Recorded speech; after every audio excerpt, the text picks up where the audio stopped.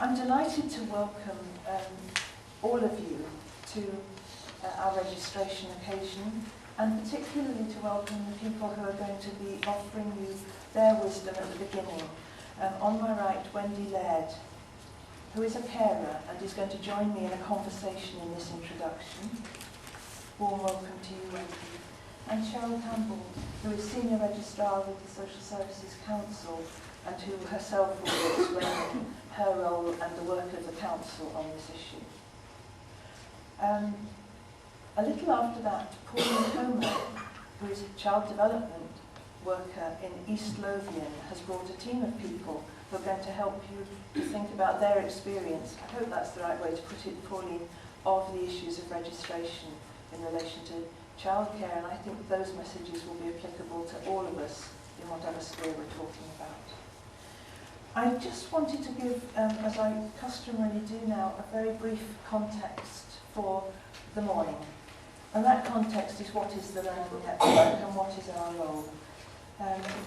All of you will have seen our logo. I just probably want to mention that it ought to be self-explanatory, but it is Scotland up there. We are the very definite yellow at the bottom. And we look quite large given our actual size, but we've got an interesting logo. Were you at an event in the West or in Tayforth, that one would be emphasised. So that allows me to make the point that there are 4 networks in Scotland, each representing a geographical area.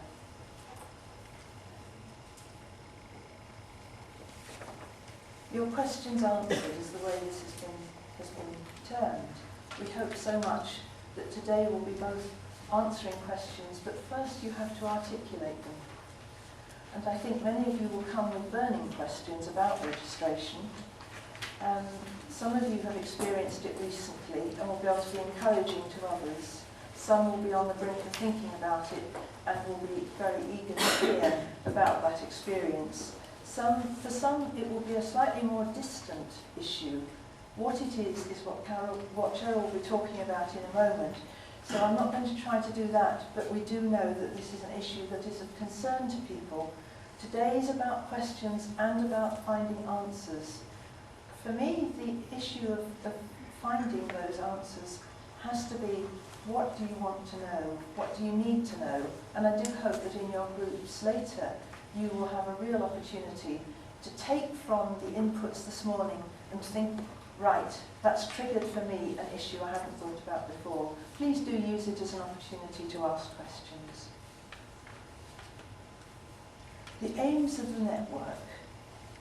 We were given 4 aims. Each network in Scotland was given 4 aims to which they would address their energies and form a management group. And I'm just delighted to say that in working in this network, which is across the southeast of Scotland, we're privileged to have a number of the members of our management group here today. It will be important for management group members to hear the sorts of things that you are talking about, wanting to know, and focus that you hope a learning network can address. Our 4 aims. To embed a culture of learning and continuing employee development in the workforce. It's a big ask, but the culture of learning is one that will be very much a part of today. And of everything that we're doing, how do we cultivate the kind of climate that helps people to want to learn? And what can we as a network do to have hold events, to give encouragement, to listen to you, and to try to respond to what you're looking for in terms of that learning? I think everybody, certainly everybody in Scotland involved in anything like this knows that learning is a word that we use a great deal, and we use it a great deal more than teaching these days. How we help people to learn is crucial.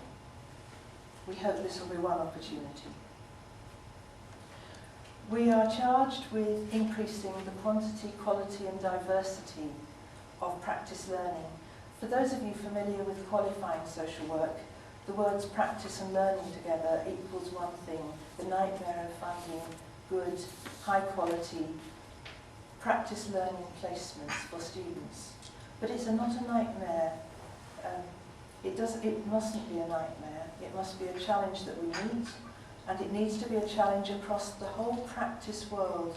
It's not about one small part of the workforce, it's about the whole workforce. And practice learning, what we're doing on a day-to-day basis in our practice matters. So how to make sure that we're achieving that is important.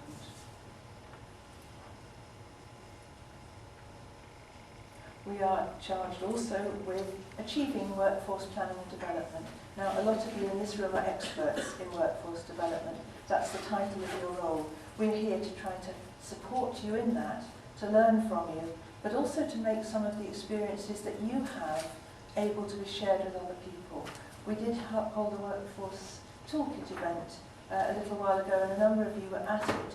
I think, if you remember, at the end of that, those who'd listened to people talking about workforce development in health on a very large scale and workforce development in a very small voluntary sector agency would recognise that there are messages in common for everybody, and that how to think about this and how to develop our understanding is something we can share and we can learn together. And then we come to supporting the registration and post-registration needs of the workforce. This is what we're here today to do.